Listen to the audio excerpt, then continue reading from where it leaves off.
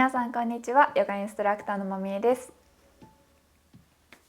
今日はヨガインストラクターが使っている楽器についてお話ししていきたいと思います。オープニングで使っていたものがティンシャというチベタンベルとも言われるこういうシンバルのような形をしたものを使っておりました。このティンシャの説明はね、またちょっと後回しにしてヨガインストラクターさんが使われている結構代表的なものを他にも紹介していきたいと思います。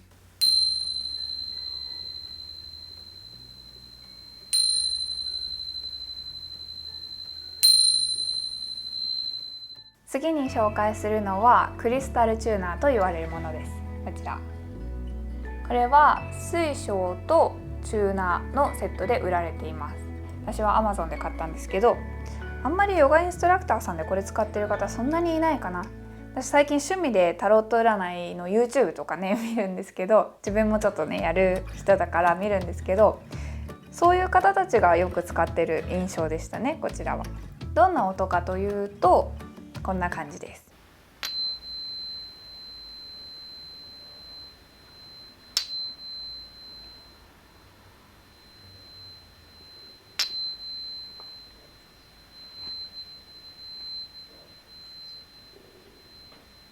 ちょっと外から野鳥の声だったり車の音がねどうしても入っちゃってるかもしれないんですけど、これもね一定の音で鳴らせるのですごくおすすめです。最後に紹介するのがシンギングボールと言われるものです。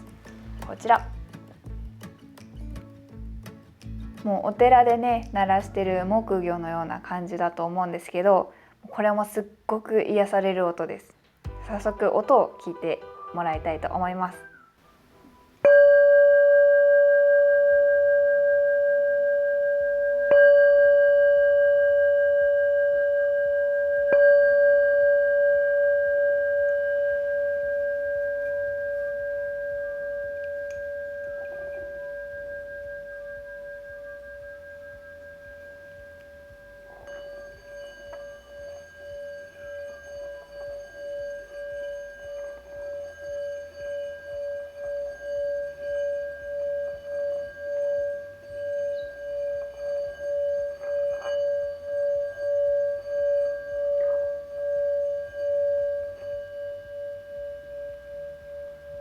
ティンシャやクリスタルチューナーよりもさらに低い音で心の奥にね落ち着きを取り戻してくれるような音だったかなと思います。シンギングボールやティンシャはその大きさだったり形によって音も全然違ってくるので、ティンシャもね大きい形のティンシャだったらもっと低い音が出ると思います。なので一概にこの音とは言えないんですけど、心が、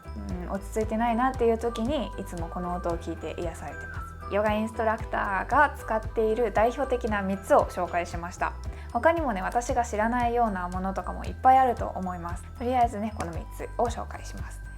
でなぜ、インストラクターがこの楽器を使っているのかっていうのを皆さんは考えたことがありますか？だいたいねヨガインストラクターの皆さん、私も含めてシャバーサナっていう最後の方に、ね、屍のポーズ、死体のポーズっていうのをねやっていくんですよ。仰向けでちょっと大の字に近い形で目を閉じてもう休んでいくようなポーズなんですけど、そのポーズから目覚める時に鳴らしている方が多いです。あるいはヨガのレッスンが始まる時に鳴らす方も多いんですけど、じゃあなぜ鳴らすのでしょうか？答えはですね、浄化だったり魔除けの意味を持っているからです。ティンシャであれば金属を使っていたり丸い形をしていますよね。これ自体に魔除けの意味がある形だったりとか、金属も魔除けの意味がある。で浄化としてももちろん使われます。もちろんこのシンギングボールも同じで金属が使われてますね。で丸い形。クリスタルチューナーの場合はこの水晶を使っています。水晶は浄化の石、天然石としてすごく有名なんですよね。水にはね浄化の作用があるって言われていますから、この浄化の作用が特に他の2つに比べると私は強いんじゃないかなと思ってます。で、音を鳴らすことで音の波動でその空間を浄化したり魔除けの意味を持ってます。私の場合はシャバーサナから目覚める時に鳴らしてるってお伝えしたんですけど、シャバーサナでは一回体をね土に返して死んでいくポーズなんですよ。そこから生まれ変わって目覚めていく際に皆さんがより良い人生を歩めるように魔除け、そして浄化の意味を込めて鳴らしています。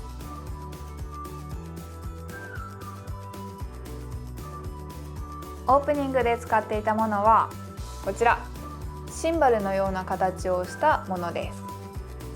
これはチベタンベルとも言われていて、チベット仏教の宝具として使われていたようなものなんですね。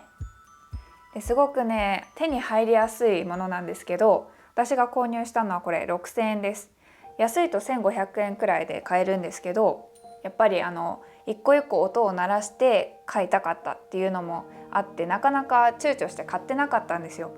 でもお店で結構雑にラインナップ置かれていたりとかして、で鳴らしてみてもなんかしっくりくる音じゃなかったんですよね。なので今回はアマナマナさんというウェブサイトで買いました。大量生産されているものとは違って、アマナマナさんのものはセブンメタルっていう7つの金属を使って作る、昔ながらのね、そのチベットならではの、チベタンベルならではの作り方で作られていて、一個一個職人さんが手作りされているそうなんですね。だから一個一個ちゃんと音も確認されて、本当に深く染み入るように作られているので、もう段違いで音が染み入ります。その7つの金属っていうのは金、銀、銅、鉄、亜鉛、鉛、錫が入っているそうです。次に説明していくのがクリスタルチューナーです。実は私が最初に買ったのはこのクリスタルチューナーでした。この2つ Amazon で買いました。ヨガインストラクターになるにあたって一番最初にこれを揃えました。ティンシャとかね、シンギングボールは割と最近なんですよ。でなぜこれを最初に買ったかというと、ここに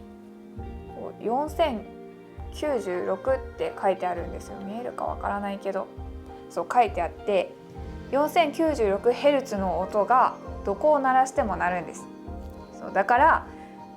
間違えた鳴らし方しないだろうなって思ったんです。ティンシャとかってちょっとね、この鳴らすのが難しそうっていうイメージがあって、実際そんなことはなかったんですけど、ちょっと擦れただけで音が鳴ってしまうので、そういうことがなるべくないようにしっかりね、手でホールドできて、鳴らしたい時に鳴らしたい音、4096Hz の音をしっかり鳴らせるようにこれにしました。シャバーサナ中から目覚める時っていうのはすごく神経が過敏になっているというか、全ての音がはっきり入ってきちゃうと思うので、そこでミスしたくないんですよ。これは私の考えなんですけど、その目覚める時にガチャガチャガチャとか、先生ミスしたなとか思っちゃいたくないかったので、自分はそうできるだけならないように最初はこれにしました。水晶なので、水晶で水晶って浄化、すごくね浄化の効果が高い石なんですよ。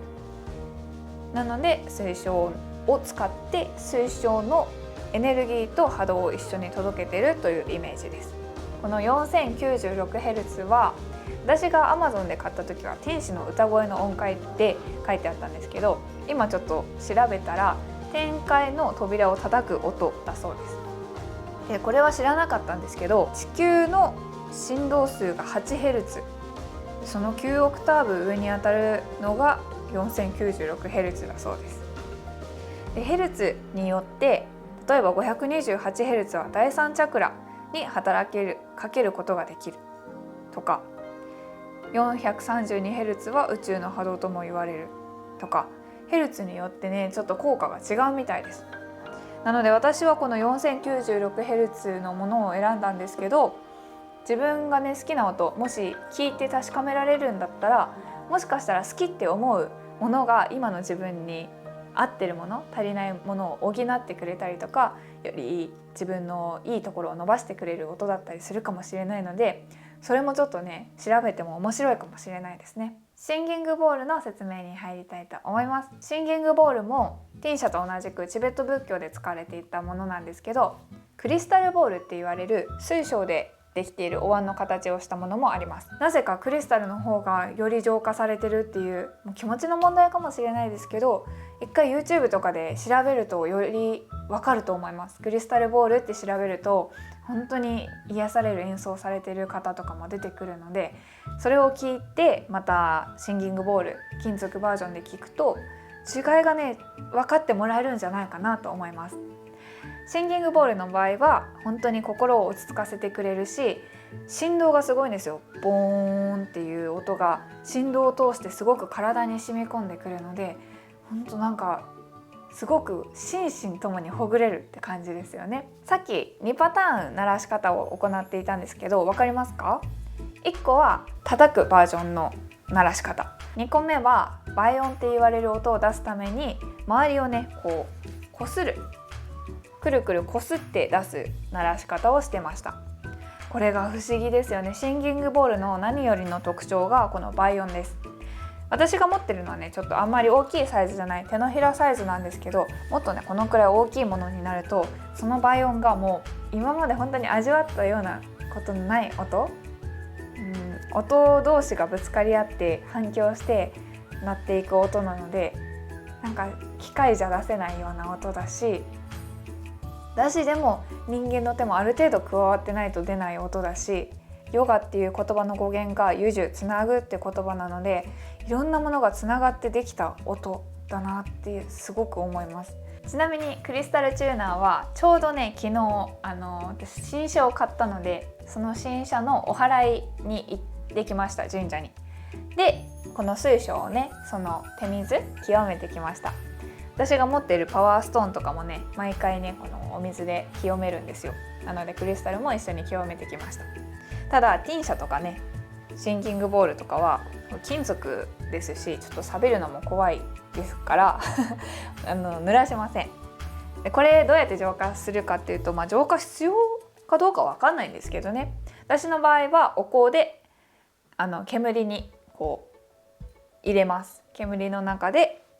浄化する方法をとっています。この3つの楽器全部に言えることなんですけど、こうたまにね浄化をしないと音がね濁って聞こえてきたりするんですよ。やっぱりいろんな生徒さんのいるそのスタジオの空気をね浄化してくれるものなので、そこからなんか悪い気があったらきっと吸ってくれてると思うし、あとは自分のね体、心がニュートラルな状態じゃない時に鳴らすと、やっぱりその変な鳴らしたい音じゃない音が鳴ったりとかもします。だから、定期的に浄化必要なんじゃないかな。水晶だったらお水で、この金属のものだったらお水ではなくてスマッチングで煙で浄化してあげるのがいいんじゃないかな。インド香の動画を以前上げているので、もしよかったらそっちもチェックしながら、そのインド香のお香とかでくぐらせてあげると浄化になると思います。ということでインストラクターが使っているであろう代表的な3つの楽器を紹介してきました。私自身そのインストラクターになる前にすごく楽器の名前とかなんで鳴らしてるんだろうって気になってたし、インストラクターになってからもちゃんと理解した上で皆さんに鳴らしてお届けしたいって思っていたので、もしね気になっている方とかがいたらこの動画が参考になったらいいなと思ってこの動画を作りました。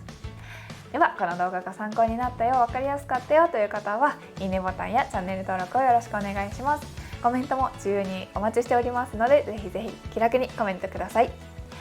では胸の前で合唱していきましょう。この後の時間が皆様にとってより穏やかで素敵な時間となりますように。本日もご視聴いただきありがとうございました。